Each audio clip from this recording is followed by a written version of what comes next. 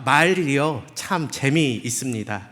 우리나라 말을, 저도 국어를 참 좋아하고, 나름 제가 고등학교 때 또한 학창 시절에 이 문학소년이라고 스스로를 칭하면서 여러 책들을 많이 읽었던 기억이 납니다. 특히나 이 한글이 참 재미있는데요.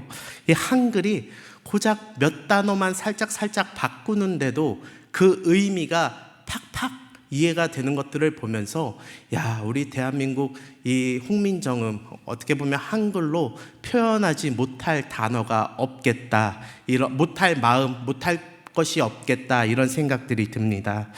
우리는 문제가 잘 풀리지 않을 때 뭐라고 이야기하냐면 막막하다라고 이야기합니다.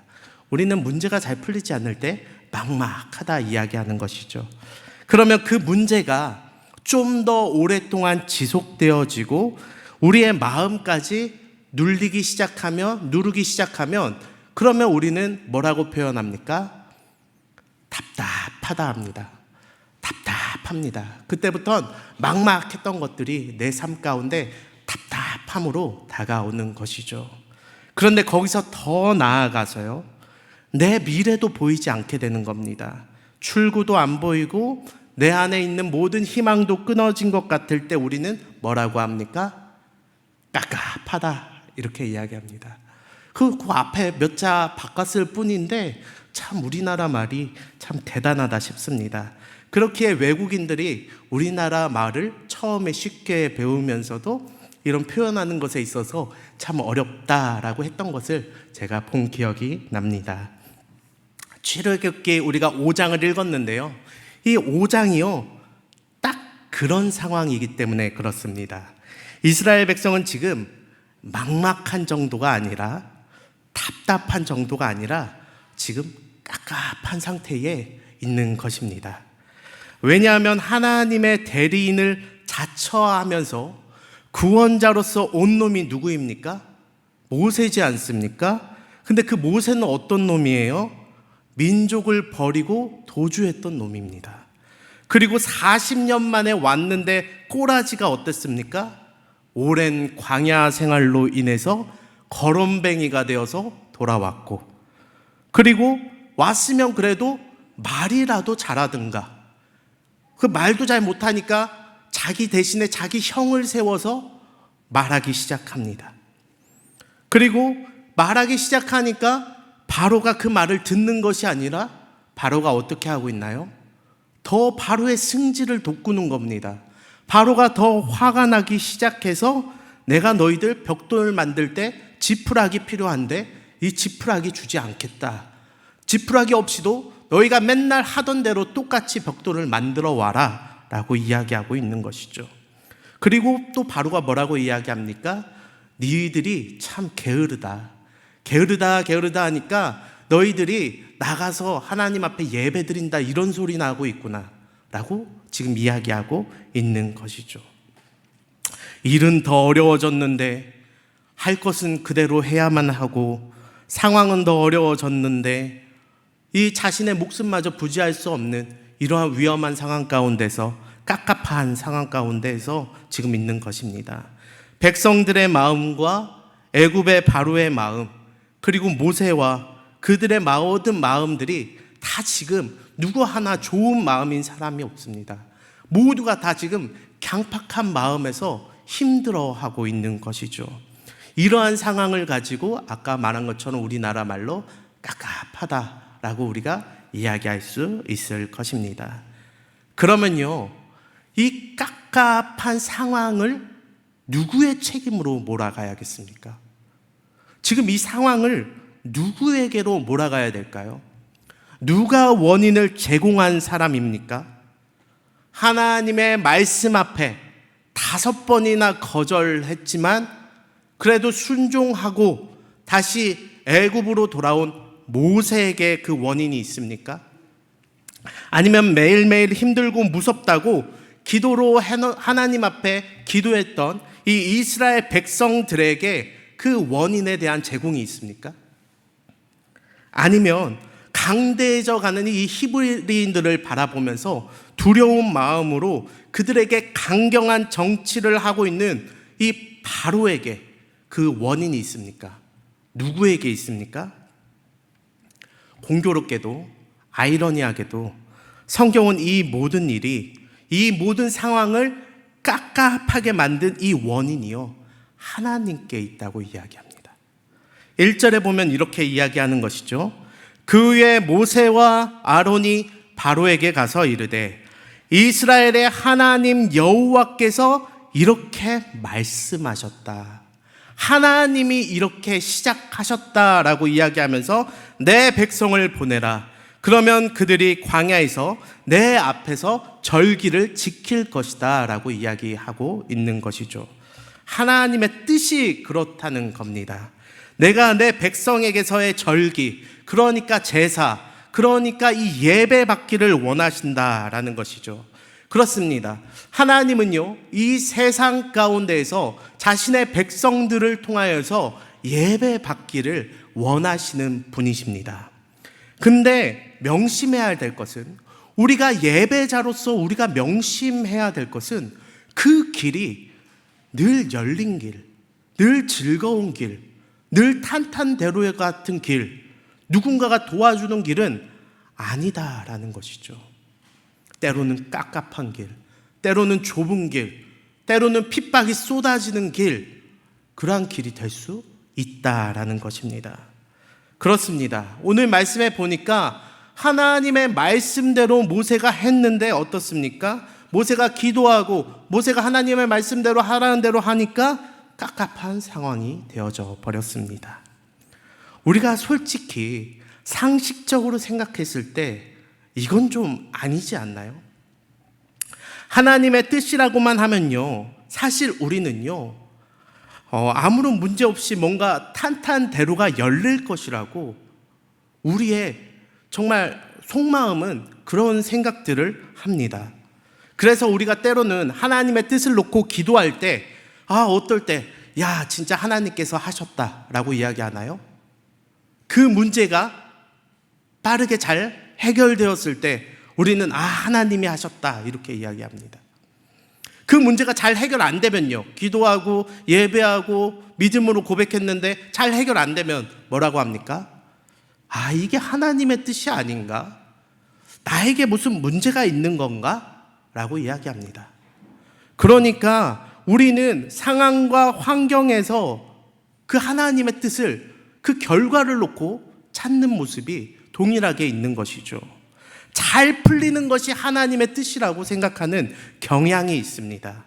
지금 당장 기도한 대로 잘 풀리면 하나님의 뜻이고, 그게 아니면 하나님의 뜻이 아니구나라는 마음이 우리들에게도 동일하게 있다라는 것이죠. 근데 이러한 생각이 어떻게 보면 참 주식과도 같은 것 같습니다. 주식 투자하는 것 같기도 해요. 주식할 때 우리는 비슷한 마음으로 주식을 하시는지는 모르겠지만 하는 사람들 이야기를 들어보면 좀 그런 것 같습니다. 지금 당장 내가 넣은 주식이 오르면 내가 전략적으로 나의 성견 지명이 있어서 내가 이렇게 해서 잘 됐다고 넣었다고 생각하고, 뭔가 내가 잘 해서 넣었는데 그 주가가 떨어지면은 어떠한 누군가의 방해가 있다고 생각하고, 이런 거는 진짜 천재지변 같은 일이야 라고 우리는 여긴다라는 것입니다. 근데 정말 주식을 잘하는 방법은 무엇입니까? 제가 예전에 그 주식의 대가인, 제가 이름이 갑자기 기억이 안 나네요. 그분의 인터뷰를 들어본 적이 있는데 그분이 하는 말이 이런 것이었죠. 정말 주식을 잘하는 방법은 좋은 기업을 알아보고 그 기업을 믿고 그 주식을 사서 오랫동안 기다리는 것이라고 이야기합니다. 그러니까 잠깐의 지금 눈앞에 보이는 돈과 그래프의 요동 속에서 그것을 바라보는 것이 아니라 그 기업을 끝까지 믿고 인내하며 투자해야 여러분들이 투자의 귀재가 될 수 있다. 워렌 버핏의 말이었습니다. 갑자기 기억이 났네요. 그렇습니다. 그러한 인터뷰를 들어본 적이 있죠. 어떻게 보면요, 하나님의 뜻도 그런 것 같습니다. 하나님의 말씀이, 하나님의 뜻이 그곳에 있다면 우리는 때로는 깝깝한 상황들을 인내하면서 기다려야만 합니다. 그렇게 하면 우린 결과가 아니라 그 기다린 시간 속에서 그 과정 속에서 우리는 하나님의 뜻을 발견하게 되는 것이죠. 이게 잘 되고 못 되고 그것이 하나님의 뜻을 보는 것이 아니라 그 과정, 그 기다리는 과정 속에서 이것이 돌아보니까 하나님의 뜻이었구나, 우리는 깨닫게 되는 것입니다. 그러면요, 이 깝깝한 상황들을 하나님이 제공하셨다고 성경은 이야기하고 있는데, 그러면 하나님께서 무엇을 보여주시기 위해서 이 깝깝한 상황들을 제공하셨습니까? 이스라엘 백성들과 모세, 애굽과 바로, 또한 온 나라와 지금 성경을 보고 있는 우리에게까지 무엇을 알려주시고자 이 깝깝한 상황들을 지금 보여주고 계시냐라는 것이죠. 우리 이것을 세 가지를 통해서 알아보려고 합니다. 첫째는 세상 권력의 강력함을 알려주기 위해서 이것들을 이렇게 이끌어 가신 것입니다. 하나님께서는 출애굽기 5장을 통해서 정말 세상 권력의 대표격인 이 이집트의 바로가 얼마나 강한 존재인지, 얼마나 이 민족을 하찮게 여길 수 있는 강력한 존재인지를 드러내고 계십니다. 지금 바로는요, 세상의 절대 권력자입니다. 그는 애굽의 왕이자 당시의 세계를 움직이던 제국의 통치자였습니다. 그의 말 한마디에 사람의 목숨이 나가 떨어질 수 있습니다. 그의 말 한마디로 사람 목숨이 언제든 파리 목숨이 될 수 있는 것이죠. 그럼 그가 2절에서 이렇게 이야기합니다. 여호와가 누구이기에 내가 그의 목소리를 듣고 이스라엘을 보내겠느냐? 나는 여호와를 알지 못한다 라고 이야기하는 것이죠. 우리는 말 그대로만 보면 이 사람이 정말 이방신, 어떻게 보면 이 애굽에서 볼 때에 이방신인 여호와에 대해서 잘 모르는구나, 이렇게 생각할 수 있습니다. 근데 이 말은요, 정말 이 여호와 하나님을 모른다는 말이 아닙니다. 그 하나님이 어떤 분이길래 지금 나한테, 절대 권력을 가지고 있는 나한테, 신과 같은 나한테 지금 들이대느냐, 이 얘기예요. 내 위에 아무것도 없다, 내가 절대 권력이다. 이건 하나님에 대한 도전의 이야기인 것이죠. 그렇습니다. 파라오는 절대 권력이며 그 어떤 신도 나보다 높을 수 없다고 지금 이야기하고 있는 것입니다. 우리나라에서 가장 유명한 이집트 고고학자가 있는데 광민수 소장님입니다. 제가 저번에도 이야기한 적이 있는데 제가 여기 이렇게 얼굴이 있어서 그 책을 가져왔습니다. 제가 출애굽기 설교한다고 책을 이것저것 사다가 이 광민수 소장님의 책을 샀습니다. 이 사람이 하는 말이 있습니다. 이 파라오에게는 두 가지 문헌에 기록된 것이 있다라는 것이죠. 하나는요, 이 파라오가 신과 인간을 연결해주는 존재였다는 겁니다. 신과 인간을 연결해주는 절대적인 존재이기 때문에 그보다 높은 신도 없고 그보다 높은 인간도 없다라는 것입니다. 마치 그는 왕이자 신과 같은 존재였죠. 다른 하나는 이 파라오의 책무에 대한 이야기를 이 책에서 이야기하는데요. 어떤 책무를 하냐면 고대 이집트 문헌에는 이렇게 적혀 있습니다. 파라오는 마하트를 세우고 이세페트를 물리쳐라 라고 이야기하고 있죠. 마하트가 뭡니까? 우주적인 절대 질서, 우주의 절대 질서를 세우고 이세페트를 물리쳐라. 이세페트는 혼란, 카오스, 완전히 이제 섞여버린 상태를 의미합니다. 그러니까 하나님께서 하시는 그 능력, 신만이 할 수 있는 그것들을 지금 그 책무가 누구에게 있다? 지금 파라오에게 있다라는 것이죠. 즉 여기서 지금 우리가 이 출애굽기를 보면서 이 파라오에 대해서 생각해 봐야 할 것은 그가 단순히 고집센 왕이 아니라는 겁니다. 그는 자기 스스로를 신과 같은 존재라고 믿고 있습니다. 그는 신 그 자체입니다.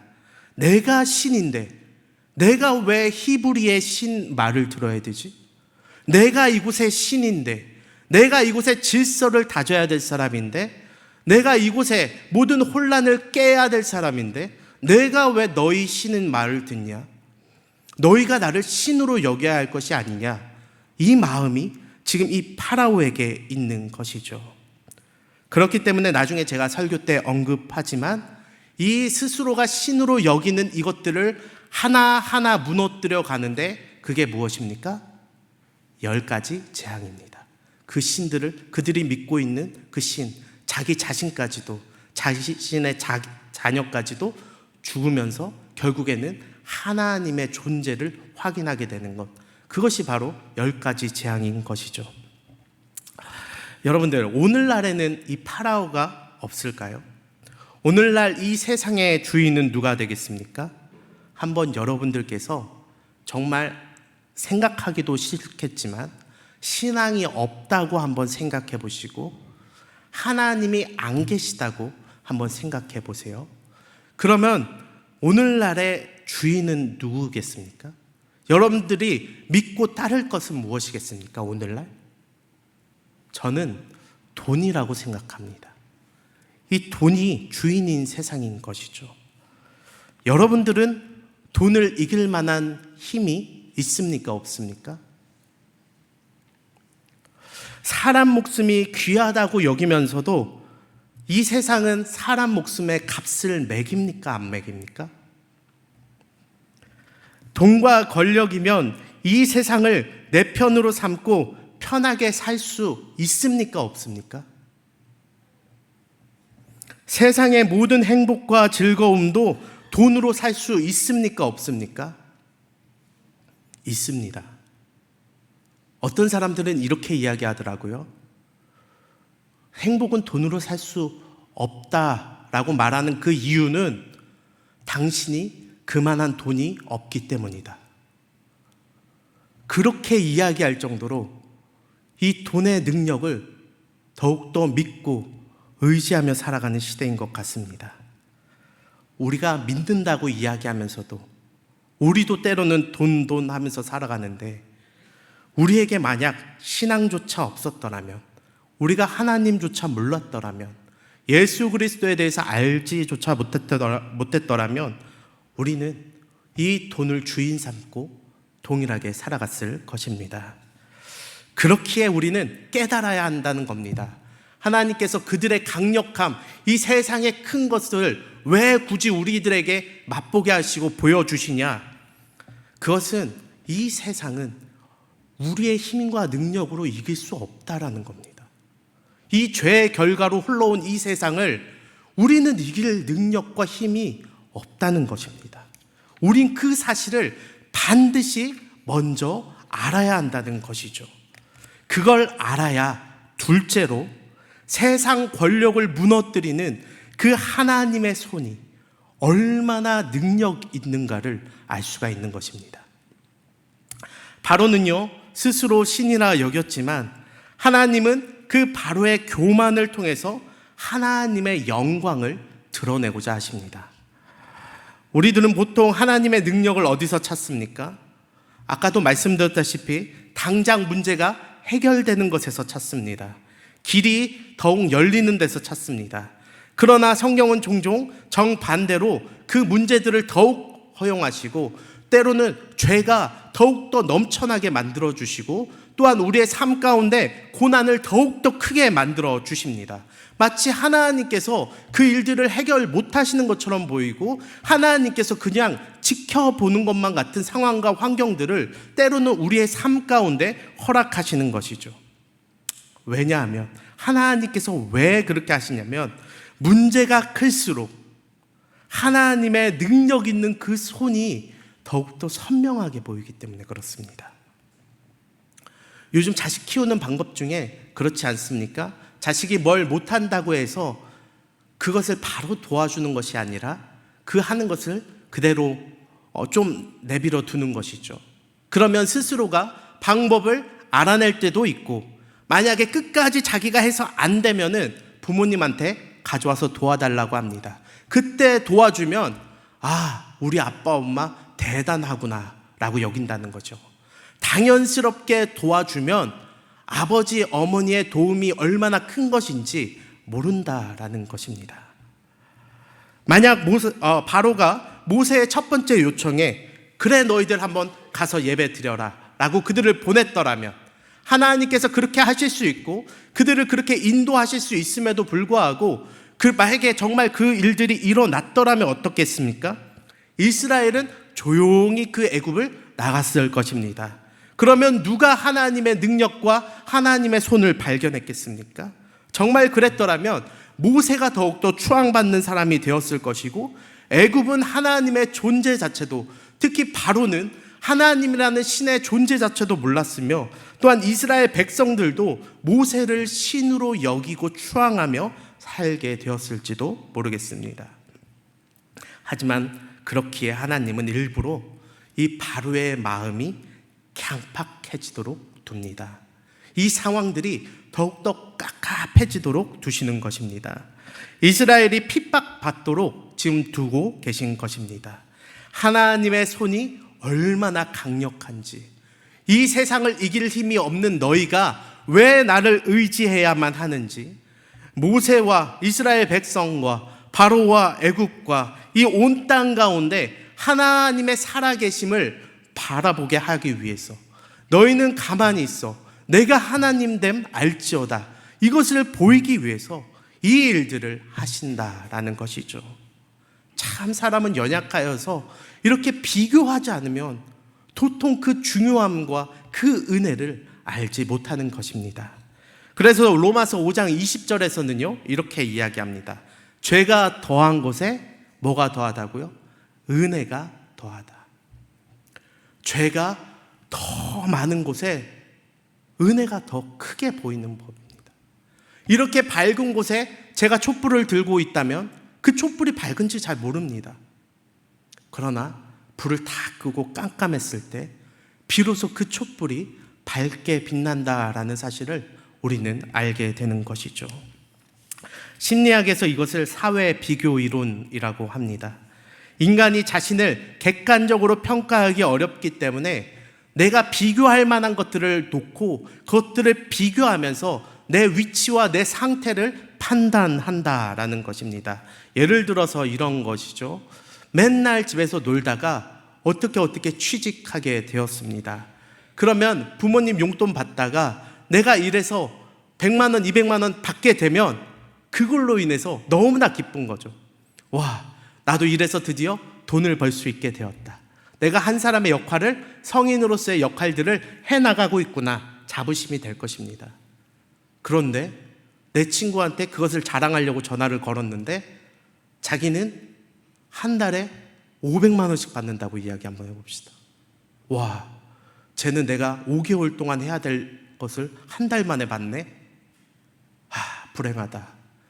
왜 나는 괜히 취업을 해가지고 남들보다 5배는 더 노력하는 것 같은데 왜 쟤네들이 5배는 더 받는 거야? 스스로에게 불행을 가져다 온다라는 것이죠. 요즘 삼성 노조의 일도 사실 이런 것에서부터 시작되지 않았나 싶습니다. 그들이 삼성 일하시는 분들이 얼마나 많은 돈을 받아가면서 또한 최고의 기업에서 최고의 대우를 받아가면서 살아가고 있지 않습니까? 근데 그 옆에 보니까 다른 기업이 더 성과급을 챙겨주는 것을 보고 그 마음 가운데 강박한 마음들이 드는 겁니다. 그리고 또 이게 통과되고 나니까 또 이번에는 다른 기업들이 막 들고 일어나지 않습니까? 참 사람이라는 것은 이렇게 상대적으로 봐야만 결국에는 깨닫게 된다라는 것이죠. 우리는 죄가 넘치는 것을 보아야만 그제서야 은혜인 줄 압니다. 아파봐야 건강의 중요성을 알게 되는 것이고 고난이 닥쳐봐야 일상이 은혜였음을 깨닫게 되는 것입니다. 그렇기에 마지막으로 만약에 성도님들께서 지금 인생의 가장 짙은 어둠과 같은 이 고난 가운데 하나님이 나를 두신다고 여기신다면요, 여러분들 기뻐하십시오. 가장 찬란하게 빛날 은혜의 새벽을 맞이할 때입니다. 오늘 본문 22절과 23절을 보면요, 모세는 자신의 그 깝깝함을 넘어서 자신의 마음의 찹찹함을 하나님 앞에 나아가고 있습니다. 모세가 여호와께 돌아와서 아뢰되 주여 어찌하여 이 백성이 학대를 당하게 하셨나이까? 어찌하러 나를 보내셨나이까? 내가 바로에게 들어가서 주의 이름으로 말한 후부터 하나님께서 말하라고 해서 말했는데 그가 이 백성을 더 학대하며 주께서도 주의 백성을 구원하지 않습니다. 상황은 전혀 바뀐 게 없고 내가 하나님 앞에 부르짖고 기도하고 하나님께서 이렇게 하라고 해서 나 이렇게 했잖아요. 내가 5번이나 거절해서 이 자리 가운데 왔는데 왜 나에게 이러한 시련과 어려움들을 주십니까? 내가 40년 전에 도망쳐 나온 그 이유가 무엇입니까? 내가 내 민족이 내가 한 일에 대해서 칭찬은 못할지언정 그들이 나를 고깝게 보고 나를 밀어붙였기 때문에 내가 이 자리까지 오게 된 것 아닙니까? 내가 40년의 세월 동안에 그 어려움과 그 상처들로 살아왔습니다. 근데 왜 하나님 나를 다시 한 번 더 그 상처 가운데 두는 것입니까? 왜 나를 이것을 회복은 안 시키시고 이 자리 가운데 또 두셔서 나로 하여금 왜 또 이 어려움과 이 힘듦을 맛보게 하시는 겁니까? 라고 지금 하나님 앞에 따지고 있는 것이 바로 22절과 23절의 내용인 것이죠. 하나님은 부르실 때에 우리가 가장 상처받은 그 자리에서 부르십니다. 가장 멋있고 화려하고 우리가 떠난 자리에서 우리를 부르시는 것이 아니라 우리가 상처받았던, 우리가 실패했던 그 자리로 부르시는 것입니다. 요셉은 자신의 형제들에게 가장 상처를 받았지만 그 형제들을 통하여서 회복하게 하십니다. 베드로는 어떻습니까? 예수 그리스도를 부인했다는 그 3번 부인했다는 그 상처의 자리에서 예수님께서 너가 나를 사랑하느냐? 3번 물으시면서 그것을 회복하십니다. 예수님은 어떠십니까? 가장 상처받는 그 십자가에 피 묻은 그 자리에서 모든 고초와 인간들의 배신을 다 느끼시며 하나님께서도 외면하셨던 그 자리에서 모든 구원을 이뤄내신 것입니다. 지금 모세를 이 자리 가운데 불러오시고 다시 한번 그 경험을 하게 하시는 것은 하나님께서 이 모세에게 다시 한번 상처를 주기 위해서가 아니라 너가 회복해야 될 것들을 회복하게 하기 위해서 하나님께서 부르신 줄로 믿습니다. 우리가 이 말씀을 붙들며 나아가기를 원합니다.